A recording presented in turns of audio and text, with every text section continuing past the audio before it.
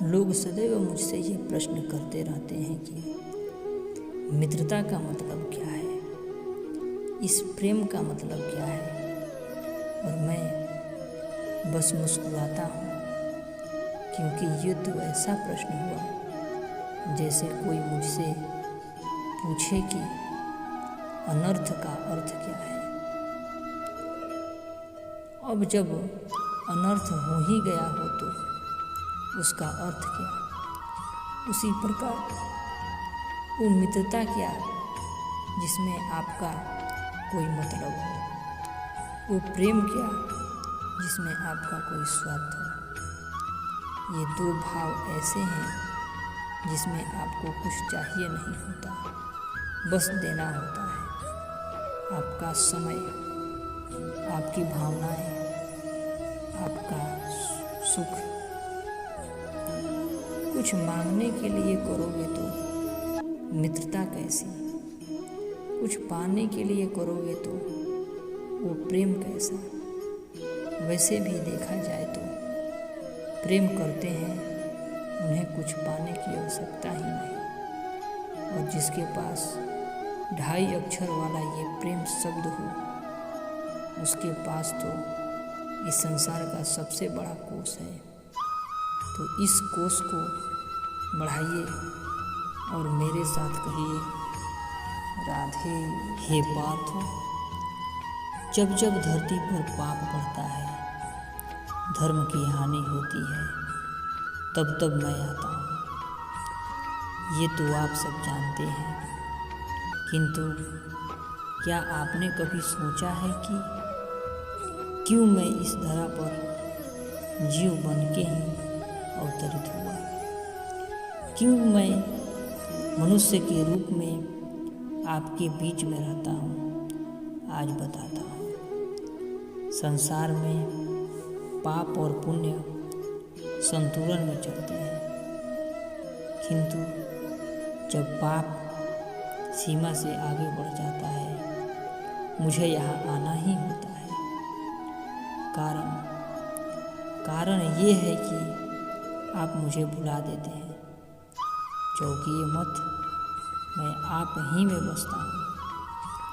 बस आप स्वयं के भीतर बसे परमात्मा को भूलने लगते हैं, इसलिए मुझे आना पड़ता है। आपको ये बताने की सारी शक्ति आप में ही समाहित है, पर आप क्या करते हैं? मेरा सम्मान करते हैं, मुझे पूजते हैं, मुझसे शक्ति मांगने लगते हैं, भांति भांति की इच्छाएं मेरे सामने रखते हैं। मुझे आपकी श्रद्धा से कोई आपत्ति नहीं है, मुझे आपत्ति है उस भाव से जो आपको दुर्बल बनाता है। परमात्मा में श्रद्धा रखिए, किंतु स्वयं की आत्मा पर भी विश्वास रखिए, क्योंकि इस संसार में ऐसा कुछ भी नहीं है जो आप नहीं कर सकते। हर नर में नारायण बसते हैं और हर नारी में लक्ष्मी। तो पहचानिए अपने भीतर के नारायण को और बदल दीजिए समय के इस चक्र को। असमंजस में होंगे ना आप कि ये मैं क्या कर रहा हूँ, क्या लिख रहा हूँ, देखना चाहोगे। अब आप सोच रहे होंगे कि मैं माटी पर माटी क्यों लिख रहा हूँ। इसके पीछे एक बड़ा कारण है, किंतु वो बताने से पूर्व तनिक मुझे पानी पर पानी तो लिख देने दीजिए। क्या हुआ, जो मैं लिखा वो दिखाई क्यों नहीं दे रहा है। ये रहा आपके पहले प्रश्न का उत्तर। माटी पर माटी लिखना कितना सरल है ना, उतना ही कठिन है पानी पर पानी लिखना। संबंध भी कुछ इसी प्रकार के होते हैं। बनाते समय माटी पर माटी लिखने जैसा सरल है, और निभाते समय पानी पर पानी लिखने जैसा कठिन। अब प्रश्न ये उठता है कि पानी पर लिखा कैसे जाए। किस प्रकार ये पाषाण जल की सतह से होते हुए जल में समा गए, ठीक उसी प्रकार हमें संबंधों को भी निभाना है। इस पाषाण की भांति निष्ठा से गहराइयों में जाना है। संबंध कभी नहीं बिखरेंगे और प्रेम से बोलेंगे राधे राधे। अक्सर आपके बड़े बूढ़ों ने आपसे कहा होगा कि ये संसार दुख का मूल है और ईश्वर भक्ति उस दोष से दूर जाने का मार्ग है। किंतु सोचिए, यदि ये संसार दुख का सागर होता तो क्या नियति आपको यहाँ जन्म लेने देती?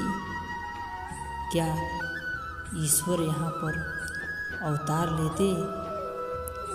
जब समस्याओं पर हमारा वश नहीं चलता, हम आरोप लगाते हैं इस संसार पे, यहाँ के लोगों पे सोचते हैं कि काश वो यहाँ पर आया ही ना होता।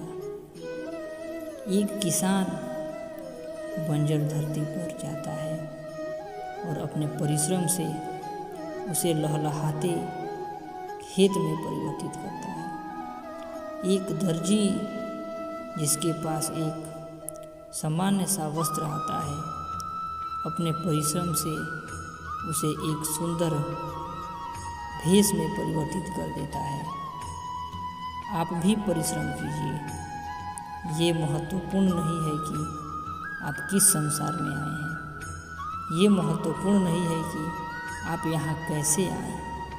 यदि कुछ महत्वपूर्ण है तो वो है कि जब आप गए तब आप इस संसार को कैसा छोड़ के गए।